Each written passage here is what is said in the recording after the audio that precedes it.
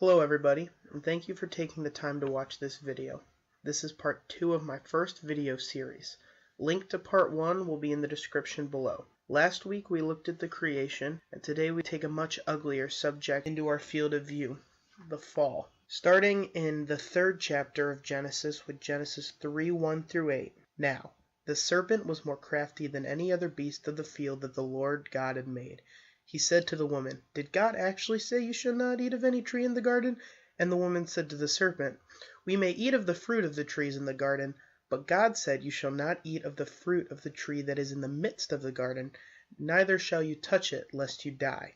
But the serpent said to the woman, "You will not surely die, for God knows that when you eat of it your eyes will be opened, and you will be like God, knowing good and evil."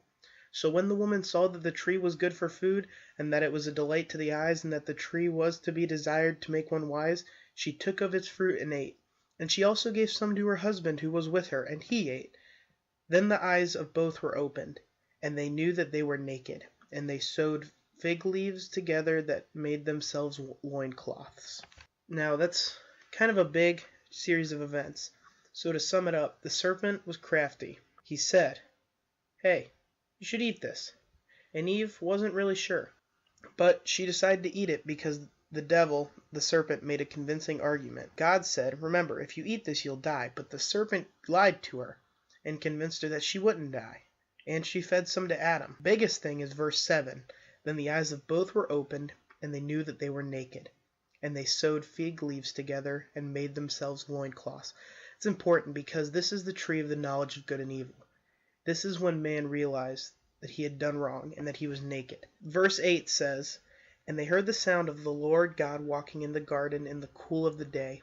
And the man and his wife hid themselves from the presence of the Lord God among the trees of the garden.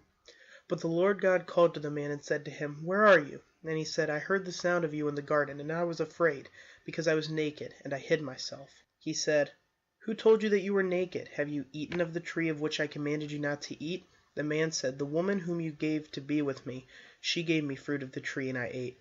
Then the Lord God said to the woman, 'What is this you have done?' The woman said, 'The serpent deceived me, and I ate.'" Now, Adam and Eve realized they did something wrong. Their pride took a hold. And yet, even this early, humans are not owning up to their sin. Adam's first excuse is that, "Well, my wife gave it to me." Just like in verse 10. They were afraid because they knew they had done something wrong. And God asked them because he wants to see if they'll tell the truth. Now, he's omnipotent, and why he does this is beyond me.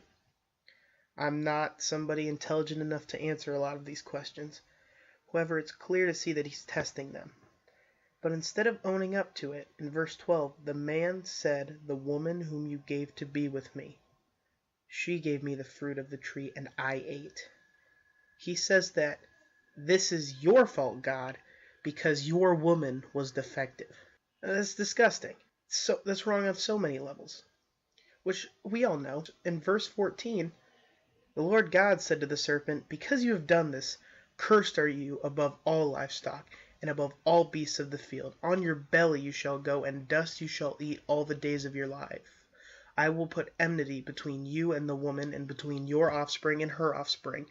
He shall bruise your head, and you shall bruise his heel." And to the woman he said, "I will surely multiply your pain in childbearing. In pain you shall bring forth children. Your desire shall be contrary to your husband, but he shall rule over you." And Adam he said, "Because you have listened to the voice of your wife, and have eaten of the tree of which I commanded, you shall not eat of it. Cursed is the ground because of you. In pain you shall eat all the days of your life. Thorns and thistles it shall bring forth to you, and you shall eat the plants of the field. By sweat of your face you shall eat bread till you return to the ground, for you were taken, for you are dust, and to dust you shall return." The man called his wife's name Eve, because she was the mother of all living. And the Lord God made for Adam and for his wife garments of skins and clothed them. Immediately God punishes sin. He says, "I created this for you, and yet you went behind my back. You ate from the tree." He says, "Snake, you are cursed." And now we have snakes. And then he says, "The woman is now cursed. Her childbearing will be painful, and she will be contrary to her husband." God pulls out the worst qualities of these people and says, this is what's going to happen now that you understand the difference between good and evil.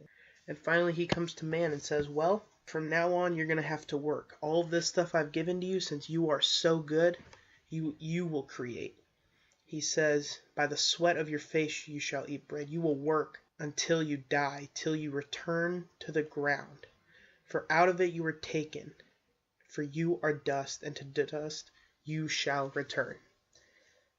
In verse 22, then the Lord God said, behold, the man has become like one of us in knowing good and evil.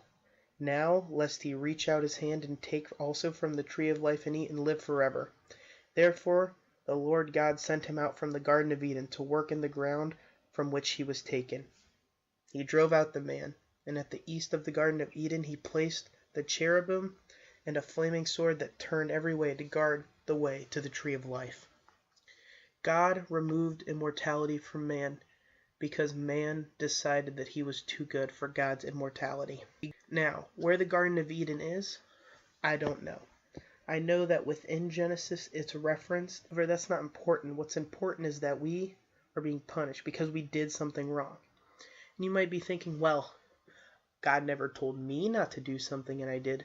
But that's wrong, because within the Bible, God gives us quite a few commandments. I mean, there's the Big Ten, there's a lot of the laws, there's loving one another and forgiving, and yet, last time I checked, none of us were perfect.